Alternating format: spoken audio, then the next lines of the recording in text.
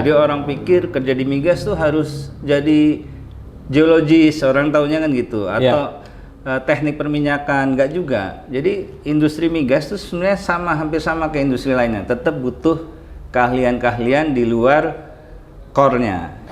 Exxon, BP ya gitu ya, betul. Unokal, orang taunya hanya orang asing lah yang bisa mengelola industri hulu migas. Ternyata kita bisa buktikan bahwa seorang Pak Arifin Panigoro itu bisa bikin perusahaan yang sangat baik dalam bidang migas juga.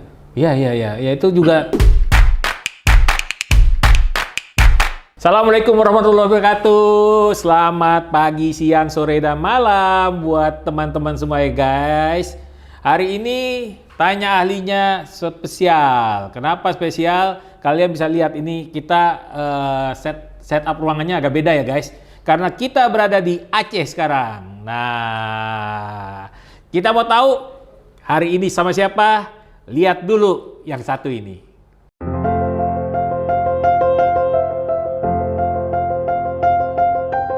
Badan Pengelola Migas Aceh atau BPMA adalah badan pemerintah di bawah Menteri Energi dan Sumber Daya Mineral yang bertanggung jawab kepada Gubernur dan Menteri Energi dan Sumber Daya Mineral. Badan ini dibentuk melalui Peraturan Pemerintah Nomor 23 Tahun 2015 tentang pengelolaan bersama sumber daya alam minyak dan gas bumi di Aceh untuk melaksanakan ketentuan Pasal 160 Ayat 5 Undang-Undang Nomor 11 Tahun 2006 tentang pemerintahan Aceh yang lahir berdasarkan Nota Kesepahaman Helsinki. BPMA resmi didirikan pada 5 Mei 2015. Pendirian BPMA dibutuhkan guna mendorong keikutsertaan pemerintah Aceh dalam pengelolaan migas supaya memberikan manfaat yang lebih besar untuk peningkatan kesejahteraan masyarakat Aceh. Tugas BPMA adalah melakukan pelaksanaan, pengendalian, dan pengawasan terhadap kontrak kerjasama kegiatan usaha hulu agar pengelolaan sumber daya alam minyak dan gas bumi yang berada di darat dan di laut wilayah kewenangan Aceh dapat memberikan manfaat serta penerimaan yang maksimal bagi negara untuk sebesar-besar kemakmuran rakyat. Dengan mengedepankan keselamatan dan komitmen kerja keras, BPMA akan terus memberikan yang terbaik guna menjamin ketersediaan energi bagi negeri dan sebesar-besar kemakmuran rakyat.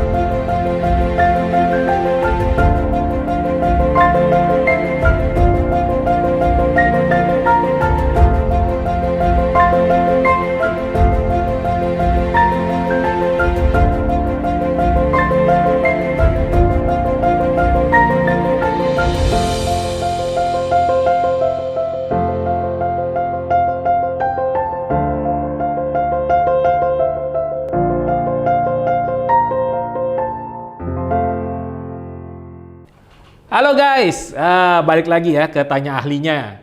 Ini masih bersama Zulfikar Dahlan ya guys. Jadi jangan lupa ya follow, like, komen, dan share ya. Kalau kamu merasa tayangan ini menarik. Hari ini kita ketemu sama orang jago lagi. Dari kemarin banyak orang-orang jago. Sekarang hari ini kita berikan aplaus dulu buat Bang Najib. Selamat pagi, siang, sore Bang Najib, malamnya ketinggalan. Assalamualaikum warahmatullahi wabarakatuh. Waalaikumsalam warahmatullahi wabarakatuh. Terima kasih ya Bang Najib ya, kita bisa diberi kesempatan untuk datang duduk di kantornya Bang Najib gitu ya. Iya.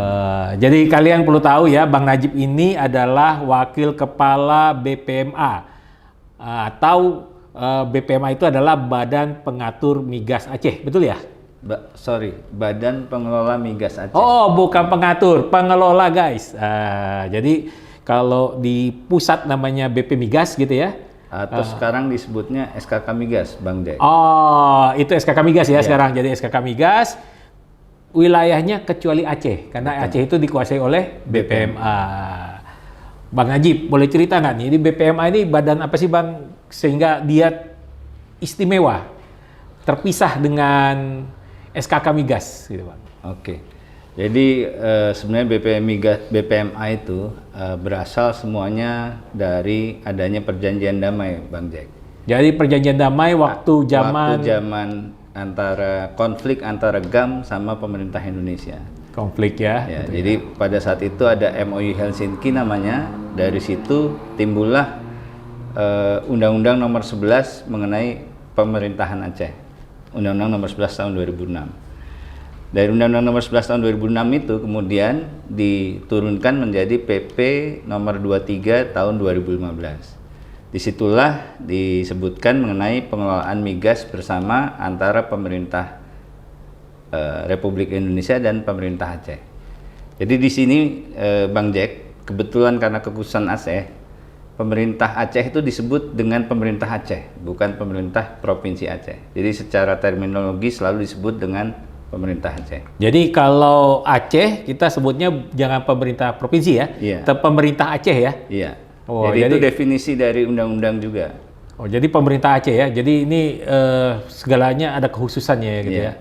Nah, di PP 23 itu untuk melakukan pengelolaan migas bersama, pemerintah mendirikan lembaga yang namanya Badan Pengelola Migas Aceh. Jadi, Badan Pengelola Migas Aceh itu menjalankan semua fungsi dan tugas dari SKK Migas khusus di wilayah kewenangan Aceh. Apa itu wilayah kewenangan Aceh? Itu wilayah dari 0 sampai 12 mil laut. Oh. Jadi dari 0 sampai 12 mil laut itu seluruh perusahaan migas berkoordinasinya di bawah pengendalian BPMA. Jadi semua ya, semua. Semua perusahaan migas yang beroperasi di wilayah kewenangan Aceh ada di bawah kendali BPMA. Oke. Nih boleh tanya-tanya dikit nih ya, Iya. Bang Najib. Jadi kalau boleh tahu, kalau kita dengar sih ya, Iya. setiap wilayah itu ada namanya dana apa ya, sharing karena sebelahan produksinya ya. Iya. Nah, itu pemerintah Aceh dengan pemerintah seperti Sumatera Utara itu ada nggak seperti itu? Ada pembagian apa istilahnya ya, pembagian Dana bagi hasil ya. dana Ya, ada itu dana bagi hasil namanya ya. dana bagi hasil. Jadi, nah ini kembali lagi sesuai keistimewaan yang diberikan di Undang-Undang Pemerintah Aceh tersebut yang kita sebutkan tadi di depan, itu khusus wilayah Aceh juga ada dana bagi hasil khusus. Jadi kalau di wilayah lain, porsi pemerintah pusat itu 70%, porsi pemerintah daerah 30%. Oke. Sedangkan khusus di wilayah kewenangan Aceh, porsi pemerintah pusat 30%, porsinya pemerintah Aceh yang 70%. Jadi pemerintah Aceh dapat 70, pusatnya 30. 30. Kemudian daerah sekitar ada Enggak. enggak ada Jadi ya? itu kan makanya gini, dana bagi hasil tuh nanti dihitung sebenarnya dari daerah penghasil. Dari Itu dari penghasil. kabupaten penghasil masing-masing. Jadi setiap blok itu sebenarnya dibagi berdasarkan wilayah geografis juga. Nah, kalau ada yang bersinggungan, nanti itu tanggung jawabnya pemerintah pusat yang akan bagi-bagi itu. Oh, pemerintah pusat, tapi porsinya Aceh tetap 70. Tetap 70% dari bagian pemerintah. Jadi khusus di migas itu kan ada bagian pemerintah, ada bagian kontraktor. Nah, yang dibagi antara pemerintah pusat dan pemerintah Aceh itu bagian pemerintah. Oh, jadi kan Itu tergantung ya, beberapa provinsi yang ada di situ itu urusannya Kementerian Keuangan lah, nanti dia bagi-bagi itu. Oh, tapi tetap standingnya adalah pemerintah Aceh 70%. 70%. Wah, ini keistimewaan ya. Ini luar biasa nih. Dari dulu juga kita tahu ya, Aceh ini punya keistimewaan. Dari dulu juga namanya juga daerah istimewa. Gitu ya. Kalau sekarang pemerintah Aceh ya, bukan.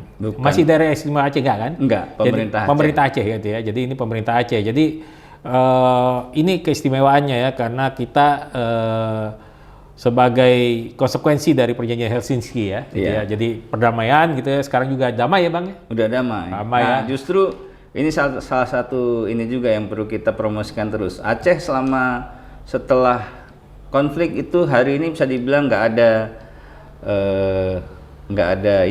ada sesuatu yang membahayakan. Malah ini juga yang mau saya ceritain nih Bang Jack. Ya. Semenjak tinggal di Aceh ini saya nggak pernah khawatir pulang malam malah. Oh, aman ya? Aman banget. kita nggak pernah dengar tuh kan kalau di Jakarta ada begal, ada anak motor, geng motor. Di Aceh aman. Aman ya, aman. Waduh, jadi luar biasa ya impact dari perjanjian itu ya. Jadi benar-benar damai gitu ya. Damai ya gitu ya. Nih kita udah bicara nih soal BPMA gitu ya, nggak usah sampai detail-detail amat lah gitu ya. Sebenarnya kita kan ngobrol tanya ahlinya nih gitu. Bang Najib ini kan wakil kepala ya gitu, wakil kepala gitu ya. Kalau yang gue dengar setingkat eselon 1B ya gitu ya, kalau di pemerintahan gitu ya. Gitu. Tapi Bang Najib itu ASN? Bukan. Jadi kita bukan ASN tapi disetarakan. Jadi ini adalah profesional ya. P3 kah? Kita pegawai dengan kontrak sih dengan pemerintah. Saya sebenarnya, nah ini karena memang baru pindah ke sektor pemerintah, sebenarnya saya masih agak bingung dengan terminologi. Oh, jadi Bang Najib sebelumnya bukan orang pemerintahan ya? Bukan ya. Jadi kebetulan kita pindah jurusan nih kalau saya bilang. Guys, pindah jurusan guys. Sekarang kalian mau tahu nggak sih Bang Najib pernah sekolah di mana dulunya S1-nya? Nih, lihat nih, universitas mana nih? Kalian lihat dulu ya.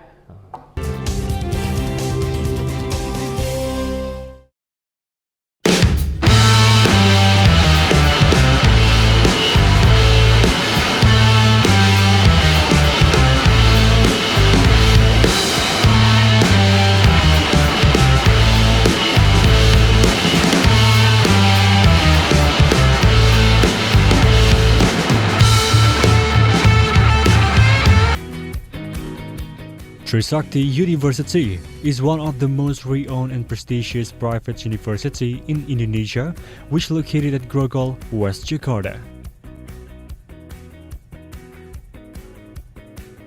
The name Trisakti University was directly given by Sukarno, the first president of Indonesia, and legalized by the Letter of Higher Education and Science Ministry Decree number 014/DAR/1965, signed by Brigadier General Dr. Sharif Hajat.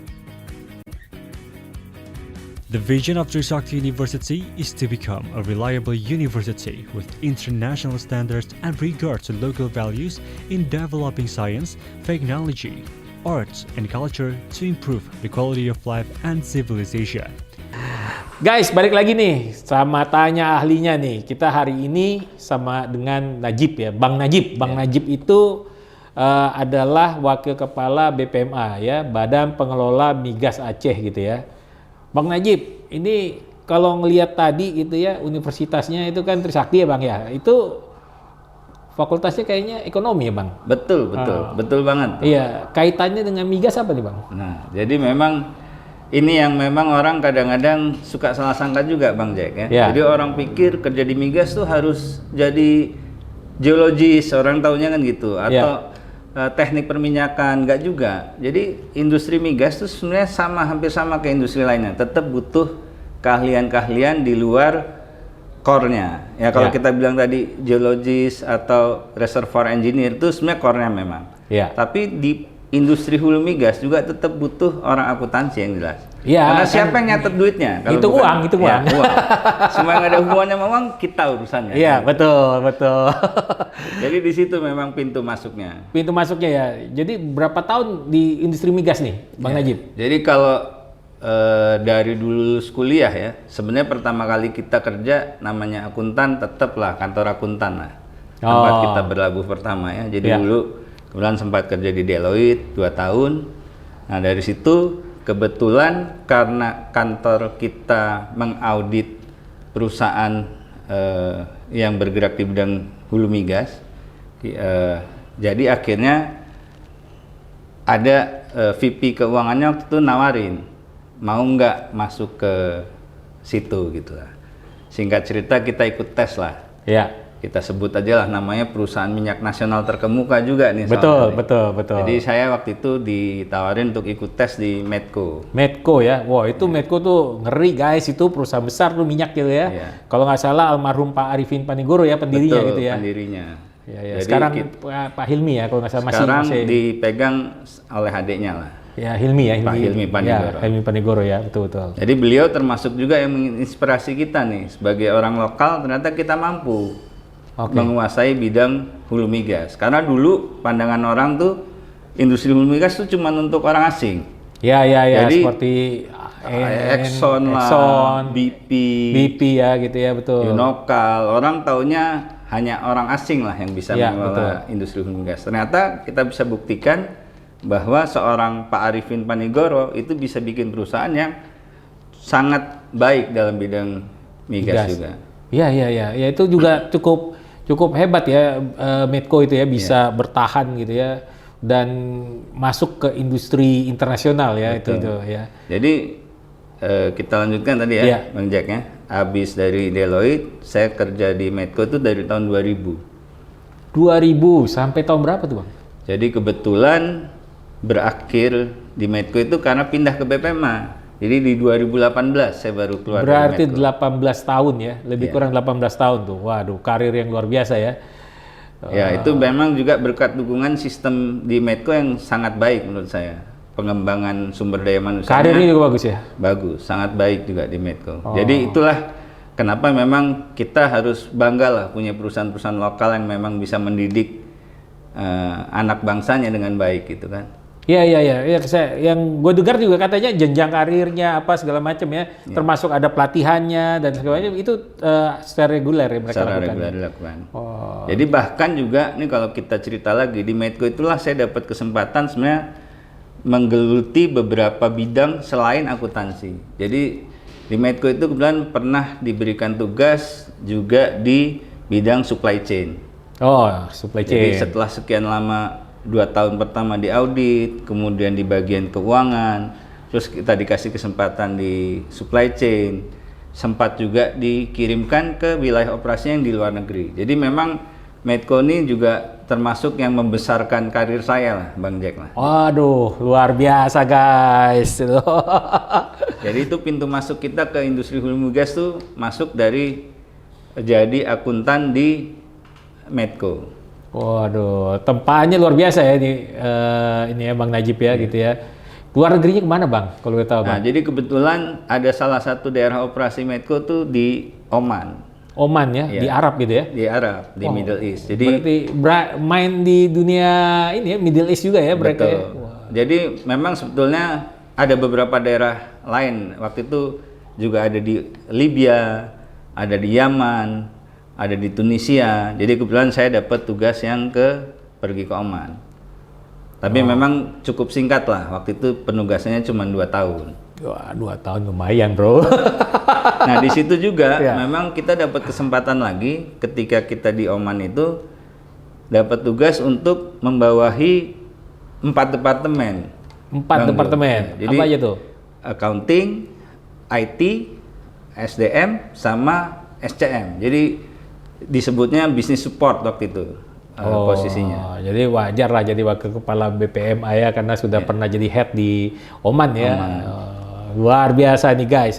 Guys, tuh bayangin ya, ini anak akuntansi nih, akuntan lah ya. Ini tergabung di IAI Bang. Betul, karena kan memang sejak 2014 tuh keluar undang-undang ya yang mewajibkan kita jadi punya sertifikasi akuntan kan. Nah, disitulah sebenarnya saya mulai jadi anggota IAI. 2014 ya gitu ya.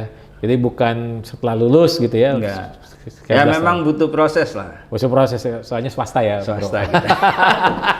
Kalau negeri enak bro, langsung dapat register ya kalau nggak salah. Tapi sekarang nggak ya? Tapi sekarang nggak lagi. Sekarang nggak ya? Semua harus ikut ujiannya sekarang. PPA ya? Program pendidikan profesi akuntansi. Pendidikan profesi akuntansi ya. Ya itu. Itu saya lulus dari Trisakti juga PPAK-nya kebetulan nih. Tahun 2014 Tahun 2014. Jadi ini ceritanya sama Trisakti lumayan juga nih ya, panjang ya. Bang, kalau boleh tahu nih Bang ya gitu ya. Ini buat anak-anak di kampus lah ya. Kan kalau kita lihat tuh anak-anak kampus tuh kan wah, gue tuh karir kalau di akuntansi jadinya akuntan. Atau gue karir di perminyakan jadi minyak, jadi orang di minyak aja gitu. Itu ada nggak korelasinya sekolah dengan latar belakang sekolah itu dengan latar belakang profesional sekarang? Yang pasti tetap ada ya, pasti itu Ada ya, tetap pasti ya. ada. Tapi memang kayak tadi yang kita bahas di awal, setiap industri itu pasti butuh keahlian dari setiap bidang gitu. Nah, tinggal di mana kita mau menggelutinya kan. Jadi akuntan tuh bisa di semua jenis industri.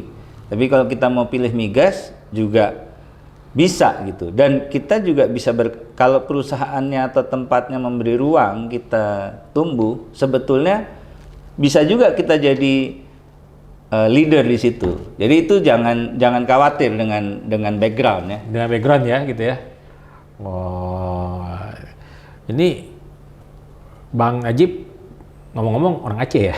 Nah, alhamdulillah kebetulan orang Aceh. Oh, orang Aceh. Soalnya kan kalau lihat tadi BPMA kita bicara soal Aceh khusus gitu kan.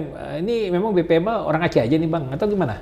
Jadi sebenarnya BPMA itu karena tadi dasar pembentukannya adalah Undang-Undang Otonomi Aceh, kita dibentuk waktu itu dengan diutamakan lah. Diutamakan memang merekrut orang-orang Aceh, baik yang sudah berada di Aceh atau sudah keluar Aceh dan pengen kembali ke Aceh untuk berkarir lah di Aceh. Oh, Bang Najib termasuk orang yang di luar Aceh dan pengen kembali ke Aceh. Dan pingin kembali ke Aceh ya. Waduh, luar biasa tuh guys.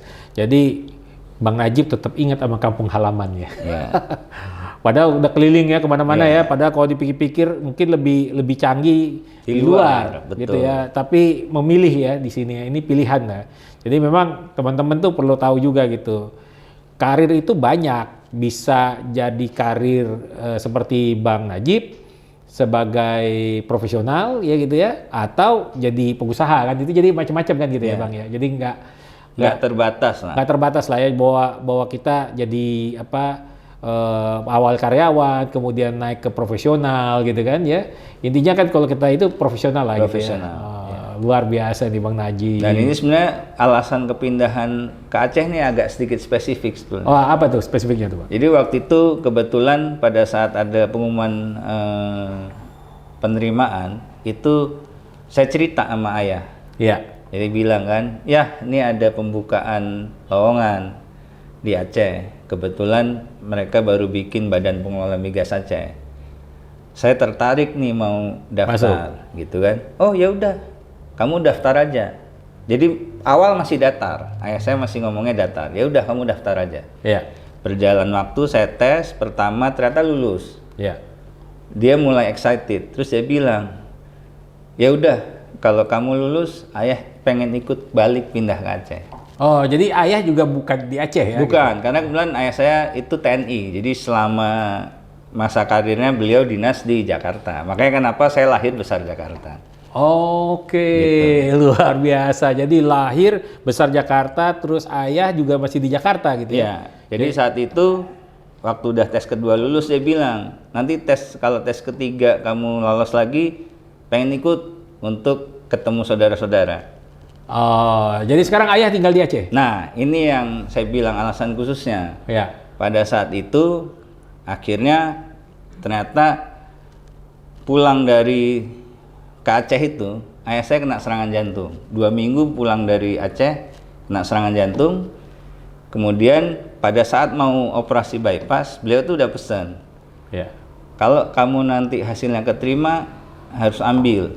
Karena saya operasi ini tujuannya pengen sembuh dan pengen ikut ke Aceh. Tapi qadarullah takdirnya ayah saya meninggal setelah operasi. Oh, di Jakarta itu? Di Jakarta. Nah, abis itu kan nggak mungkin kita kalau udah dipesan orang tua nggak balik. Jadi begitu offeringnya dari BPMA keluar, ya udah saya dengan niat mengikuti amanah orang tua saya ambil. Jadi memang pindah ke Aceh tuh tadi pilihan kita untuk mengikuti amanah dari orang tua. Wow, itu spesifik banget tuh guys. Memang kalau kita tuh kadang-kadang ya dulu gitu ya, waktu masih kita muda gitu mungkin masih kita pikir apa itu orang tua nih kadang-kadang begini. Tapi ternyata bener loh guys, itu kalau kita mengikuti panduan orang tua itu luar biasa ya. Hasilnya insya Allah berkah. Amin, amin ya rabbal Jadi alamin. artinya gini, kalau kita hanya ikut keinginan kita, mungkin kita juga berhasil. Tapi kalau kita ikut keinginan orang tua, selain berhasil, Berkah. insya Allah berkah. Itu dia. Luar biasa nih Bang Najib gitu. Bang mau nanya nih, suka dukanya apa sih jadi wakil kepala? Ya, jadi memang kayak tadi waktu kita bahas soal background, kadang-kadang memang sulitnya ketika orang pertama kali ketemu dan orang itu tahu kita bukan orang dari background asli migas, misalnya kayak tadi geologis atau apapun, pasti selalu ada underestimate di pertemuan-pertemuan pertama. Tapi alhamdulillah memang setelah kita diskusi, setelah kita mengalami beberapa kali pertemuan, kesan itu biasanya hilang. Karena memang kembali lagi, background itu penting, tapi pengalaman lebih penting. Jadi itu yang harus kita catat nih buat adik-adik mahasiswa juga. Jadi background itu penting. Background tetap penting ya? Penting. Tapi pengalaman juga dan jauh lebih penting. Dan satu lagi sebenarnya, pergaulan juga penting. Yang ini nih. Gitu. Karena kalau tanpa pergaulan betul. Pergaulan kita sebenarnya, pergaulan tuh intinya kan networking. Betul. Kita kerja itu salah satu yang paling kita butuh sebenarnya networking. Jadi tadi kita punya background, kita punya pengalaman, nggak punya networking juga. Betul. Kurang pas lah. Jadi memang bergaul tuh jadi jangan salah juga. Jangan kita pikir tuh kuliah nggak boleh bergaul atau kuliah tuh nggak boleh main. Boleh asal ya ada ukurannya lah. Betul, ada ukurannya ya gitu ya. Betul guys. Jadi buat teman-teman nih mahasiswa gitu ya yang masih kuliah gitu ya, ini inspiratif banget nih dari Bang Najib gitu ya. Main tetap boleh bos. Iya kan, dan ini membuktikan gitu ya bahwa walaupun kita cuma maksudnya gini, bukan cuma sih, kita kuliah gitu ya, tapi tanpa main kayaknya datar ya gitu. Datar. Atau gimana itu? Kuliah tanpa main sebenarnya bisa, tapi nggak berwarna. Jadi nggak ada warnanya nggak ada ya. warnanya, nggak ada serunya kan. Jadi di hidup tuh kan kita mesti ada serunya juga. Kerja juga harus ada serunya gitu. Makanya ada challenge, ada underestimate orang tuh kita jangan juga mundur. Kita juga malah harus makin mau maju kan gitu. Betul. Jadi kita jangan takut sama hal-hal yang kayak gitu. Kita main tuh juga atau bergaul tuh ya tujuannya kita memberi warna waktu kita kuliah lah. Betul. Bang Najib punya pesan-pesan nggak nih buat teman-teman di sini nih yang mungkin nonton di sini gitu ya, ngelihat apa yang didapatkan Bang Najib ini kan sudah karir lebih kurang 25 tahun aja. 25 tahun lah. Ya 25 tahun itu ya gitu ya. Apa tips bagi mereka gitu? Karena kan kalau ngelihat generasi sekarang nih Bang, kadang-kadang kan mereka melihat bahwa wah gue tinggal diriin startup gitu ya, gue bisa usaha gitu ya. Itu gimana tuh Bang? Dengan Bang Najib berkarir tuh sampai 25 tahun tuh Bang. Jadi sebenarnya ya sama aja sih, mau bikin startup atau mau bikin usaha sama kita yang berkarir, intinya itu sama tetap. Yang penting persisten. Jadi apapun yang kita lakukan, yang penting kita persisten sama apa yang kita udah kita bikin tujuannya gitu. Jadi mau startup asal persisten, asal serius, asal tekunin, nggak masalah. Jadi intinya kita percaya sama pilihan hidup kita lah, itu yang paling penting sih. Jadi terus kedua tadi jangan lupa selalu minta restu dari orang tua. Itu kalau kita baru sadar sekarang nih setelah punya anak, ternyata minta restu dari orang tua tuh penting banget gitu. Kalau dulu kan mungkin kita dimarahin orang tua kan, apa sih nih kita pulang malam dimarahin terus gitu kan. Nah itu kan kita dulu begitu tuh. Tapi ternyata ada betulnya orang tua kita marahin kita tuh. Sebenarnya istilahnya tuh orang tua kita itu sebenarnya memberitahukan sebelum kita melewatinya. Betul. Jadi kita nggak tahu kan, makanya kita jadi sebel gitu kan. Jadi maksudnya gini, kita jangan sebel lah kalau kita sekarang dimarahin orang tua. Betul. Kita dengerin aja lah. Walaupun ya kita kadang-kadang bandel-bandel dikit boleh lah. Iya, bandel ada batasnya lah ya, seperti biasa lah gitu ya. Dan kita juga sebagai orang tua kadang-kadang ya udahlah Ya gitu. udahlah, kalau nggak kelewatan kan nggak kita apa-apain juga kan. Gitu. Betul. Waduh, luar biasa. Nah, teman-teman nih, jadi kalau ngelihat profil orang gitu ya, kadang-kadang kan kita lihat kok dia terus aja gitu jadi karyawan terus jadi profesional gitu. Kok nggak mikir pengusaha? Ada nggak pernah pikir jadi pengusaha, Bang Najib? Kebetulan kalau gue sebenarnya belum pernah sih kepikiran jadi pengusaha ya. Belum.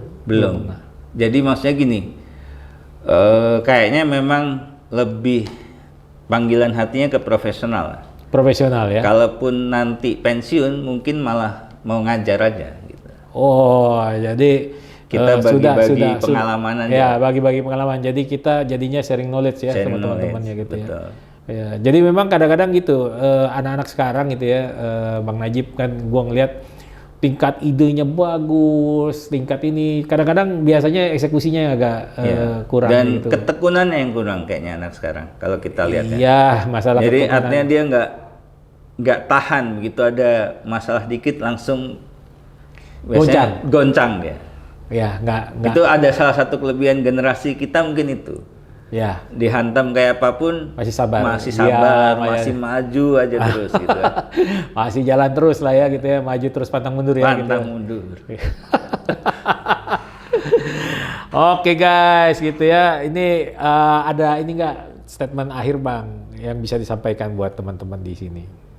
Ya jadi kayak tadi sih sebenarnya cuman ini aja sekali lagi kalau memang kita udah memutuskan sesuatu atau memilih sesuatu itu kita konsisten aja sama pilihan kita. Ya. Dan jangan ragu untuk terus kejar gitu. Dan oh ya satu lagi kan kadang-kadang dulu kita pernah lah kalau kita di kuliah di swasta tuh kayaknya kalah lah sama negeri. Itu nggak berlaku juga menurut saya. Itu mungkin ada faktornya, tapi kalau kita konsisten, insya Allah jangan takut lah. Kita harus berani bersaing lah. Siap berani bersaing ya gitu ya. Oke, buat teman-teman semua jangan patah semangat ya. Walaupun kita mungkin kepingin masuk negeri gitu ya, ternyata nggak masuk negeri, masuk swastanya juga ternyata swastanya juga pas-pasan juga ya. Kalau Bang Najib mah swasta keren tuh. Tapi kayaknya memang banyak ya, orang juga bukan dari mana-mana kok ya gitu ya, malah cuma lulusan SMA pun masih bisa kan selama dia mempunyai mimpi yang baik kan gitu. Mempunyai mimpi yang bagus dan dikejar. Dikejar gitu ya gitu. Wah itu luar biasa. Guys, ini podcast yang menarik ya karena satu kita di luar Jawa, tepatnya di Aceh. Kemudian Aceh juga pemerintahnya sendiri gitu ya. Maksudnya pemerintahnya sebutnya pemerintah Aceh, bukan pemerintah provinsi gitu ya. Dan kebetulan ketemu nih sama wakil kepala BPMA yang mau sharing sama kita, mau berbagi sama kita tentang apa yang dia pernah kerjakan dan apa yang pernah dia dapatkan selama dia berkarir profesional di dunia industri migas.